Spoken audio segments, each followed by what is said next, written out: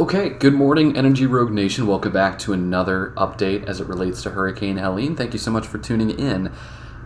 As was the plan yesterday, I am not going to be posting periodic updates throughout the day because at this point in time, the storm is going to be rapidly intensifying, as it has been over the last, say, 12 to 24 hours.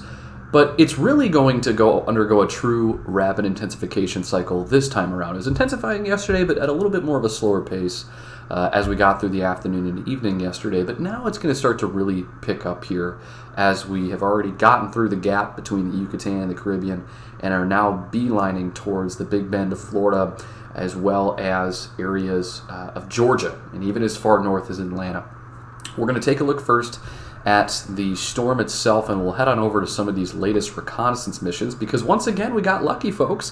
We have new reconnaissance data that has come in just in time for this video to be recorded, so I have really lucked out with some of these observations. But let's take a look first at the IR as we usually do. This is Helene, and she, as I mentioned, has finally shot the gap here, and you can clearly make out a bit of an eye formation right near the center. It's not really showing up very well on IR, but believe it or not, there is an eye currently in place of this storm. It's just really hard to make out here on IR. Over to the right side, where we expect the strongest of the convection, the winds, look at that, a huge plume of deep convection on the right flank of the hurricane, and that is very healthy. This is a very mature storm, and as we're going to see here in a moment, the questions always come up of, is there dry air intrusion this morning? Is there dry air to be expected? And you're going to find that the answer to that is a resounding no. And let's start with that. Let's take a look here at the aircraft reconnaissance missions. And this is just of the last 5 minutes as this recording is being done. We have the NOAA 3 mission, number 15, and then we have Air Force 309 mission 14 into Helene. Something I want to mention about these reconnaissance missions that I think is really important just to have in the back of your mind. When we are faced with a potential U.S. landfall, especially one that is going to have resounding and profound impacts against the U.S. mainland, the United States, both NOAA and the military, the Air Force, will make dozens of rounds of cut-throughs into this storm. And the reason why is because this data that we talked about yesterday as it relates to temperature, dew point, wind speed, relative humidity, that all gets fed back into the models.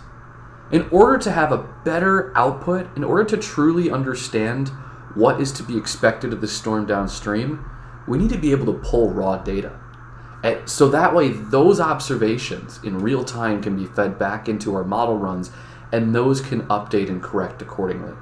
If we were to not do in situ observations like these reconnaissance missions and drop-ons, we really wouldn't have a good representation of what's happening in our environment being outputted on the models. This is a very critical piece. So this is certainly not a waste of tax dollars by any means. This is, of course, in some ways a threat to national security. When you're talking about lives being displaced, storm surge, life-threatening situation against American people, this is what your tax dollars are paying for. They're paying for these planes to load up on fuel, go back out there, make a cut through of these hurricanes, head back to base, and do it all over again. So that way, we continue to get observations. And by the way, the other thing I want to mention is the other reason why we do this is because our observations out in the Gulf of Mexico are not great. I mean, think about it. From an energy nat gas perspective, the only true observations that we have out in the Gulf, especially with a storm of this size, is either passing ships or buoys. The problem with the ships and the buoys is while it can record your surface temperature and dew point and conditions closer to the water, it does not pick up on the individual layers of the storm up to that 7,000 feet level we talked about yesterday. So our observations are very limited in this area, and that's why we rely on these reconnaissance missions to do that, for the reasons that I've already outlined. So all that in mind, let's take a look here at the latest reconnaissance, and it just did a cut through the first time around. It's currently in the storm as we speak, but it looks like it already had cut through the center. As we can see, it did record a central pressure about 964, But if we take a look here at our pressure chart itself, you can actually make out the eye of the storm. And how you can tell is because look at that big drop-off you have in mean sea level pressure. That is the reconnaissance flying through the storm and then essentially cutting across the eye. And so your pressure as you get closer to the center is going to continue to drop off. So based on what we see here on observations, at least from this reconnaissance mission, it did record a 964 central pressure. And yeah, that looks about right. I thought that was closer to 960, but it progged a 964, and that looks to be in good order on the chart. So we are right now looking at right between, say, like a 963 to a 964 millibar storm. And it is strengthening as we expected, and it's still got plenty more room to run. We are not done in dropping the pressure of this thing, especially as we move into an environment that's conducive for development. Take a look, for example, here at the Wisconsin page, and actually I already had this pulled up, so let's head over here. This is courtesy of the University of Wisconsin. You would think that the University of Wisconsin would not be known for their tropical weather products, but believe it or not, they actually have one of the better dashboards out there. There's so many different things you can derive from this website, a lot of which might be a little bit more technical and over a lot of people's head, but from a meteorology point of view, there's a lot of incredibly useful information that you can't find in a lot of places. So this map that you're looking at is the latest satellite imagery of Helene. I'm going to take off the track here for a second. We'll talk more about that here in a moment. But what I really want to focus in on are these blue sort of teal lines you see here that are outlining the storm. So you have sort of an ISO line of 20 and 30. They're really in increments of 10. This is measuring convergence. If we know anything about tropical storms, recall that we need convergence at the surface because then that will yield divergence aloft. That's really important. And so what you're looking at here is we have measurements of around 20 to 30, values of 20 to 30 as it relates to convergence. That's telling us that not only near the center, but also downstream of Helene, there is quite a bit of convergence to work with. In translation, that means that we have plenty more room to run, just from a synoptic point of view. And when I mean synoptic, I'm really talking about those larger scale ideas of convergence of air and then divergence of that air aloft. All right. Now, there's the other component to it. We don't just look at convergence, divergence, but we also look at our sea surface temperatures, which, if we were to look at that right now, you would find that the warmest of our sea surface temperatures actually happen to be where the storm is situated right now. So it's really in its best environment as it is currently. Those waters, of course, get a lot cooler, especially towards the Panhandle. We actually have some cooler sea surface temperatures, interestingly enough, contrasted to, say, areas of Houston and Louisiana. So this storm, in short, has a wonderful environment to work with in terms of development. Now, there is that low pressure we talked about yesterday that's currently out towards the Alabama, Mississippi area, really the Gulf Coast states, more inland. I will tell you that if we were to look at shear, which we can also look at here, let me go ahead and just fix this map and turn off some products. We'll look at shear now. We can look at the mid-level shear. Let's look at our deep shear, our sat-derived products. And yeah, a lot of our shear is well inland across Alabama, Mississippi, associated with what is that other cutoff low that's actually going to eventually converge on Helene once she makes its way up towards Georgia, and that could create a little bit of a Fujiwara effect. And I won't go into too much detail about Fujiwara. I've name-dropped that before, but think of it as two low-pressure systems that are converging on one another. And actually, let's draw that in red. Essentially, two low pressures that converge on one another. The low with the strongest vorticity, relative to itself, is going to essentially out-strengthen the other low. So what tends to happen is, if this is our weaker low, for example, which would, let's just say it's Helene, well then that low is going to wrap around the other one. It's going to get caught right? And this is the little low, imagine Helene. And then it essentially phases out and dies out, and then this one becomes the dominant low. But they essentially circles. It's kind of like two figure skaters that are holding hands, and they're essentially spinning and rotating within one spot, right? It's that same effect. You're kind of pulling somebody into you, and you are spinning. So you're vorticity. So that's kind of the short and sweet explanation of the Fujiwara effect. But there's a lot of different storylines to extrapolate from this. But I think the most important thing to a lot of us here probably isn't the Fujiwara effect. It's the impacts that we are to be expecting with this storm. And the thing that I want to mention right away before we do look at that track, as well as the models, is the Big Bend doesn't have a very large population. This is predominantly very low density housing. I actually came across a product this morning that somebody had shared that I think really depicts this well, where they actually showed that much of the population density is not even as much in the Panhandle as much as is in places like Atlanta. And that's pretty intuitive. Atlanta's a very large population. It's a growing population. And so that has implications, right? I mean, the storm, it's not about the strength itself as much as it is who it's impacting and how many people it's impacting. And to me, the biggest concern has been the last 24 hours and continues to be what happens with Georgia. Because now we're talking about a lot more people that, even in many cases, typically don't see this type of magnitude storm every now and then. It's actually a pretty rare occurrence. So, as I've alluded to, let's take a look at those tracks that we talked about. So we'll head on back to Tropical Tidbits and show you sort of what the current trend is. And I will say there has been a little bit more of an eastward shift than what was previously forecasted. If there's any change to the forecast I've done, it's that, remember yesterday we were seeing more of this northward track. Instead, we're going to curve this thing a little bit more off to the east-northeast, and that actually might help to strengthen it further.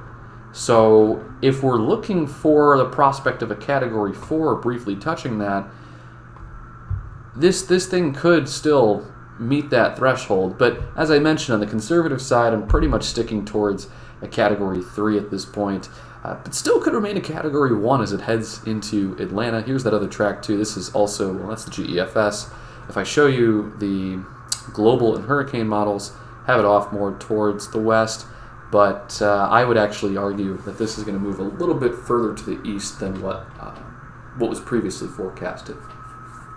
So, the other thing I want to look at here is our models. Now, before we look at the models, though, bear in mind, and actually, let's back up even another step. I want to show you this, too. This is our cone of uncertainty from the National Hurricane Center. Look at that wind field that we have. This is a very large wind field that extends even as far east as Tampa St. Pete. So I know Tampa St. Pete is currently under a hurricane watch, not a warning, but I would certainly expect some level of impact in terms of storm surge just by the sheer fact this wind field is so large. So you know, that's something that you should really keep in mind with this system, especially for folks that are in Tampa Bay St. Pete.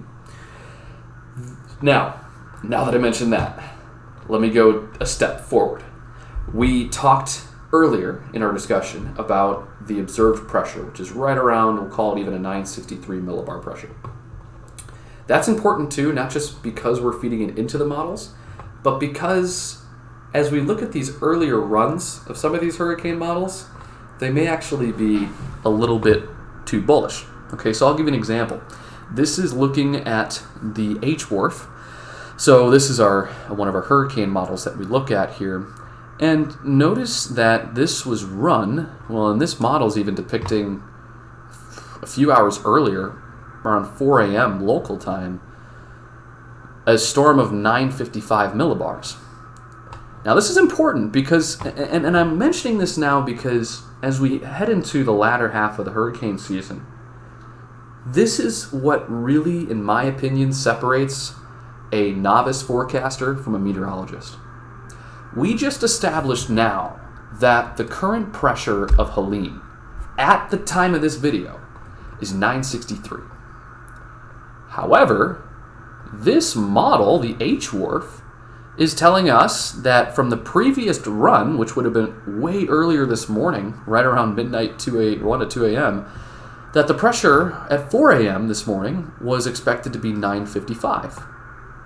Now, as we observed, is it 955 millibars? No, it's not 955, it's 963. So you got to be really careful. When we are observing, the other benefit of that is understanding and comparing that to the model output. Because sometimes, especially in the case of the H-wharf, I've actually noticed as a meteorologist that the H-wharf is running too hot. And so I'm going to consider that as we run this model. So let's take this through, and we'll go into what is essentially, what is now Thursday, I can't believe it, Thursday afternoon into Thursday night. And by tonight, it has Helene making landfall as a 935, and we would expect the strongest winds and as well as the storm surge to be correlated with the right flank. That's where our strongest winds are located, and that's going to pretty much be the Big Bend. If there's any good news, it's that this hurricane, especially the storm surge, the worst of it, and we're talking in this area between about 15 to 20 foot storm surge, is going to be impacting areas that are relatively rural. It's not going to be large population that's impacted. There's still people impacted by this, and our thoughts and prayers go to them.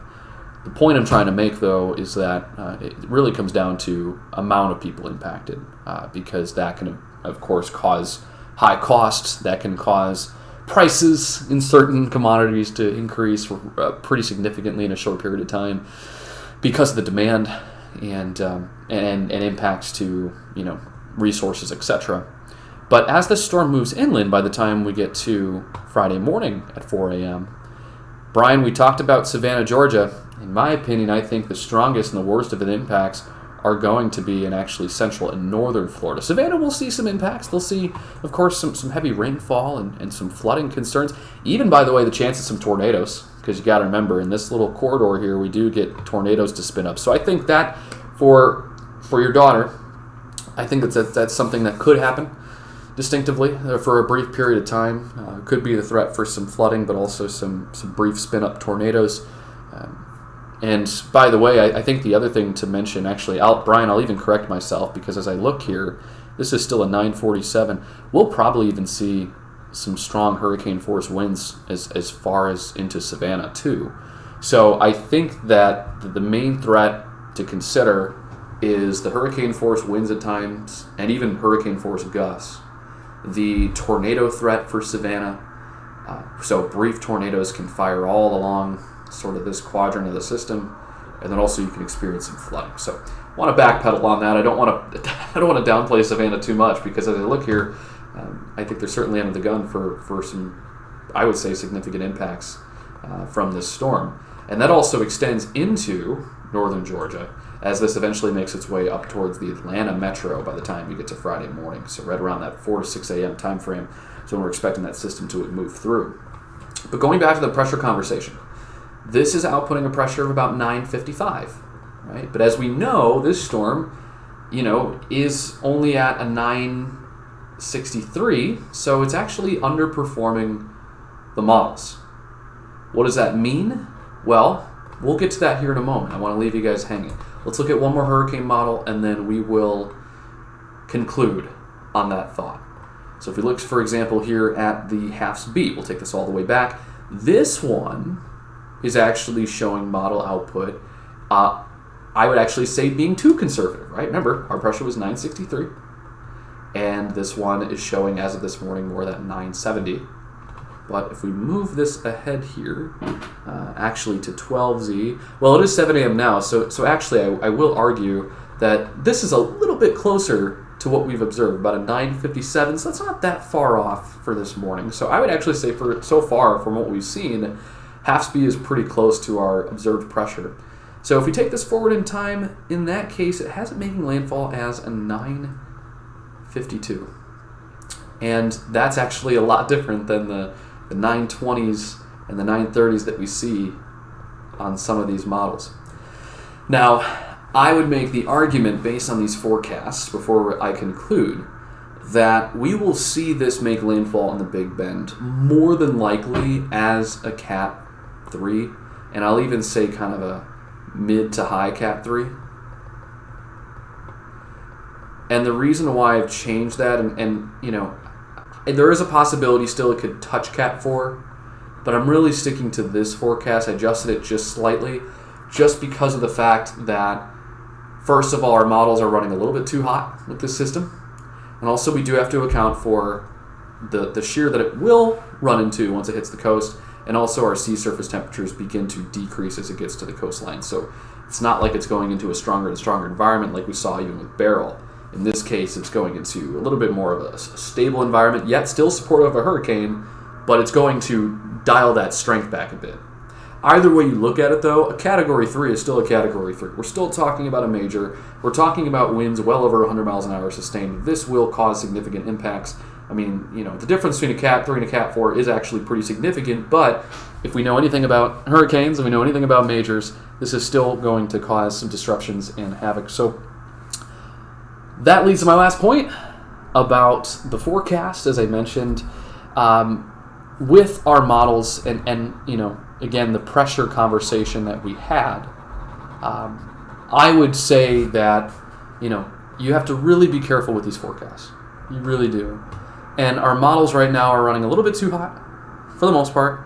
And so this pressure, right, what this is essentially, and what I'll conclude now, is that as this storm moves into the Panhandle, it would make sense that the HAPS-B is weakening it a bit. But as we really kind of conclude here, the main point that I want to drive to each and every one of you is that as a meteorologist, we are so entrained in the models. Hell, we even have it on wxrogue.com, right? We have all the data there, all the models, but it is important to do two things in meteorology, and I want you to keep this in the back of your mind as well as we head in even to our winter weather season. Number one, hindcasting. What do I mean by that? Hindcasting is looking back at an event or looking back at how your models performed in a certain period of time. So one of the things that I will be doing at Energy Rogue over time is actually testing out the performance of our CDD and HDD values, for example. I will be looking back and trying to see what model did really well and which ones didn't and why. And dissecting that and reporting out to all of you, because I think that's what makes a well-rounded service. I won't go too much into the plug about WX Rogue, just I think it's a little bit inappropriate for what we're talking about today, but why I bring up WX Rogue is because to truly be a well-rounded forecaster, to truly have the transparency of your weather reports, requires not just us spitballing outputs and talking about what we think will happen, but also looking back at what has happened and saying, okay, what could we have done better? That's the only way we get better as forecasters. If we just say, you know what, let the model output it, well, there's no need for me at that point. You don't need me to be giving you the forecast. You can just look it up yourself, right? Because at that point, what good am I just reading off the model output? We have to look at things from an entire scope beyond models in order to truly understand. And this exercise we did with our pressure, wonderful example of that, which leads me to number two. Second most important thing. Look at your observations. I will put so many exclamation marks here. We just showed it. It is so easy, along with hindcasting, it is so easy for us to look at models like we did just now and say, yeah, this thing's going to be a 920 to a 930 millibar. It's going to be a Cat 4 storm because the HWRF is saying it. Well, again, we're buying into the models. We're buying into their output without looking into the context of it. Not analyzing what goes into the models, the variables that are at play with certain models. All of them have different algorithms that will emphasize certain things than others. And also, not looking at your observations. We just did that in this video. We looked at this morning's obs at the time of this recording. We established that the pressure is 964, and we also looked at these hurricane models and went, crap, this is actually running a little bit too hot than what the current observations are. So that's the most important distinction, and because of that distinction, we were able to conclude that this storm will likely not make landfall as a Cat 4. It will actually make landfall pretty much within the threshold of Cat 3. There was some speculation, some fear that I had that we would touch Cat 4 threshold. But based on its current development and based on its progression with respect to the timeline of this storm, you'd actually make the argument more for a Cat 3 for the duration of this storm as it makes landfall in the Big Bend. But listen, thank you guys so much for tuning in. If you have any questions throughout the day, post those in the Discord chat, as I always say. And with that, once this storm has passed through, we'll continue to track the tropics, but we will also turn our attention back towards our temperatures. I know this has really taken sort of the spotlight, as it should. This is a pretty significant event. But we will turn our attention to some temperature conversations here as we head into this weekend and early next week. So be on the lookout for that. Those will be voice messages, by the way, or voice updates, because I will be back out on the road this weekend. But if there's anything you need to reach me on, anything you want to talk about weather-wise, even for Europe, we haven't talked much about that. I would love to talk European weather for my European folks here. Just post those down the Discord. I'm happy to pull some stuff for you on Europe and talk